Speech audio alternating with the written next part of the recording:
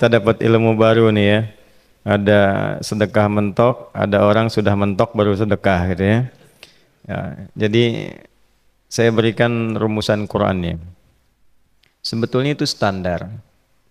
Yang paling standar di dalam ujian Allah kepada manusia supaya ada nilai rasa dalam diri kita bahwa kita itu punya Allah.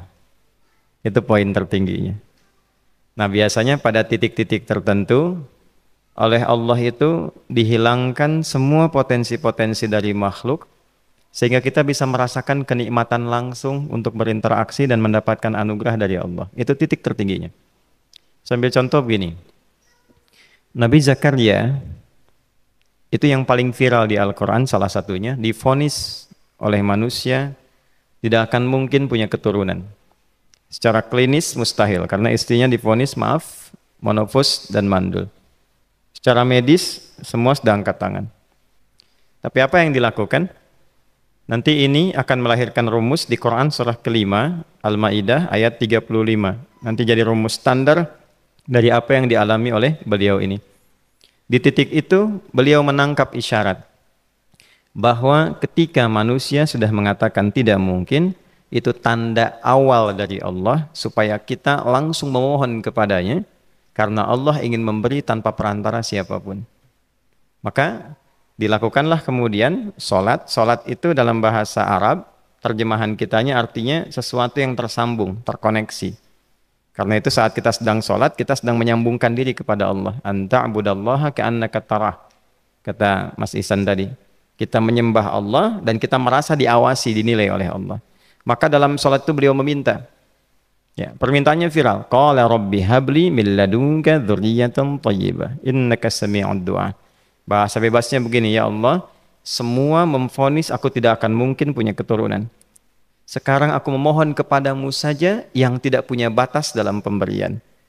Nah, sebelum ke sedekah dengan harta, Allah mengajarkan dulu sedekahlah dengan tubuh kita.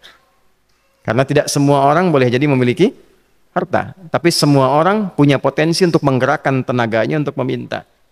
Oleh karena itu diletakkan sebelum harta itu sholat. Kenapa rukun Islam yang kedua sholat, selanjutnya zakat? Karena tidak semua orang bisa mengeluarkan harta. Kalau tidak ada satu pun mentok di harta, maka gunakan tubuh kita untuk menunaikan sholat. Itu rumus Nabi Zakaria. Maka beliau tunaikan di mihrabnya Maryam, minta ke Allah. Rumus kedua, sebut nama Allah, Asmaul Husna, sesuai kebutuhan kita. Jadi nggak harus 99. Misal, ini mau menuntut ilmu, sekolah, sebut ya Allah ya Alim, pemilik ilmu. Ada persoalan rizki yang ingin kita dapatkan, ya Allah ya Razak. Ada proyek, ada kegiatan yang kira-kira tantangannya tidak mudah, ya Allah ya Al-Fattah. Ini beliau minta karena divonis tidak mungkin, maka meminta kepada Allah dengan nama pemberian tanpa batas, namanya Wahhab. Disingkatnya Hab. Rabbi habli, ya Allah yang tak punya batas dalam pemberian, mereka memvonis aku punya batasan, maka mohon anugerahkan darimu saja. Jika padamu belum sempat juga terkabul, maka mohon tunjukkan kepadaku dengan cara apa lagi aku mesti meminta. Maka dalam situasi mentok itulah kemudian turun langsung jawaban. Fanadathul malaikatu wa huwa qa'imun yusalli fil mihrab annallaha yubashshiruka bi Yahya. Tolong garis bawah ini. Orang-orang yang langsung memiliki kesadaran saat di titik paling krusial, terendah, dan kita merasa tidak punya apa-apa, lalu ada kesadaran kita punya Allah dan meminta, itu seketika nggak ada sekat. Langsung dijawab. Seketika. Nah, karena itu biasanya di momen tertentu setiap kita itu pasti mengalami peristiwa itu, apapun bentuknya. Nah itu kalau sudah sampai ke situ itu kode. Jadi di Islam itu nggak ada pesimis, ya tidak ada pesimis, dan jangan pernah melarutkan diri pada sebuah vonis sudah ini nggak mungkin, nggak akan dikabulkan. Nah itu jebakan setan. Karena declare pertama iblis ketika melakukan kesalahan itu kalimatnya jelas.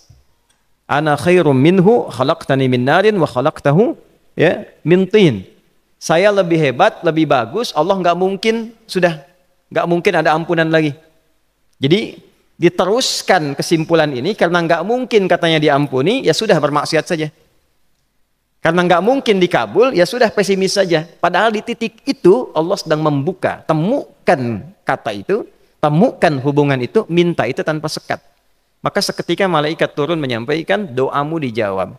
Itu sedang berdiri, baru selesai doa, belum selesai sholat, belum salam. Turun malaikat mengatakan, Allah kasih kabar, kamu akan punya anak, langsung namanya dari Allah Yahya. Jadi Yahya itu pemberian Allah. Ya, pemberian Allah. Yahya artinya hidup.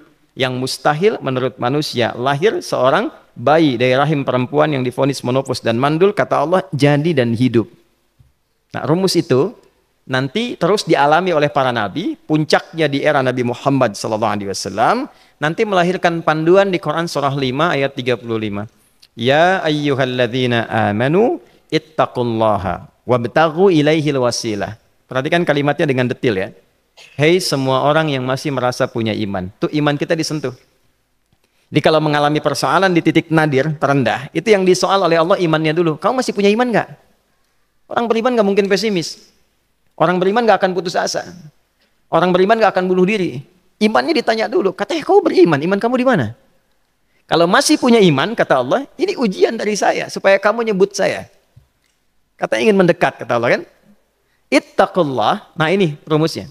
Wabtaghu ilaihil wasilah. Kalau engkau pengen cepat dapat solusi, maka aku berikan perangkat untuk cepat mengabulkan doamu itu. Perangkat itulah disebut dengan takwa. Nah, takwa itu ada urutan 240 kali disebutkan dalam Al-Quran, dibagi pada 3 segmen. Segmen ibadah ritual, segmen ibadah sosial, satu lagi segmen rumah tangga. Ya, karena itu tinggal cari aja di ibadah ritual, misalnya sholat, bangun tahajud malam, minta sama Allah, dekatkan diri kita. Salah satu kasusnya Nabi Zakaria. Ya, itu poin yang pertama. Yang kedua nanti ada maliyah sosial, itu yang tadi dipraktekkan, sedekah dengan harta. Ya, tidak harus banyak, yang penting Allah minta apa, ikhtiarkan, nggak akan dilihat berapapun nilainya. Yang dilihat itu ada nggak kemampuan mengimplementasikan imannya, itu poinnya. Titik itu, ya. Yang ketiga nanti di keluarga. Urutan pertama orang tua. Kata Ibnu Abbas radhiyallahu taala anhuma, tidak ada satupun aku melihat amalan tertinggi yang menarik perhatian Allah untuk memberikan ampunan pada orang tobat atau mengabulkan doa dengan cepat kecuali berbakti pada orang tua. Dan kisahnya viral sekali di Al-Bukhari, 3 orang terjebak dalam gua, kemudian tertutup batu besar karena berteduh hujan, tapi tertutup batu besar. Lalu ketiganya mendorong, tidak pernah bisa mengeluarkan tenaga yang mampu mengeluarkan mereka dari batu itu. Gak bisa gerak. Satu di antara 3 orang ini mengusulkan, sudah, ini tanda dari Allah. Jangan gunakan kekuatan kita lagi, kita diminta menggunakan kekuatan yang Allah berikan. Coba kita cari amalan rumus takwa tadi. Satu di antara 3 itu mengatakan, ya Allah, saya punya seorang ibu. Setiap kali saya berangkat kerja, saya akan selalu siapkan hidangan untuk ibu, khusus untuk susu sebelum tidur, itu saya yang minumkan langsung kepada beliau. Itu berlanjut selama hidup saya seperti yang kau ketahui. Satu kali, saya pulang dari kantor, dari pekerjaan, ibu saya sudah tertidur. Sementara susu belum diminum. Dan kami putuskan tidak ada yang berani menyentuh susu dan minuman makanan kecuali ibu terlebih dahulu. Maka saya putuskan memegang nampan susu di samping ibu yang tertidur dan menunggu beliau bangun. Tiba beliau bangun tengah malam, saya berikan susunya tanpa saya katakan saya telah menunggu cukup lama untuk memberikan susu itu. Ibunya nggak dibangunkan, dibiarkan istirahat dengan nyaman, begitu bangun diberikan susu tanpa komen sedikit pun. Nggak bilang, mas sebetulnya udah lama tadi nungguin deh. Langsung diberikan. Seketika ibu senang istirahat dan lalu mengatakan pria ini, ya Allah, jika engkau ridha dengan amalku ini, maka mohon bebaskan kami dari kungkungan batu ini. Lalu ketiganya berikhtiar mendorong, yang tadinya tidak punya kekuatan, seketika batu itu menggelinding dan membebaskan 3 orang itu. Nah itu persegi dalil yang sebetulnya jadi pedoman hidup. Dalil itu kan pedoman bahasa Arabnya. Pedoman berkehidupan. Kita di Islam itu lengkap. Jadi kalau kita mengalami kasus itu, dimanapun, ya, baik di kedudukan, di usaha, di pengetahuan, sudah mau ngapalin, mentok, gitu ya, itu ujian.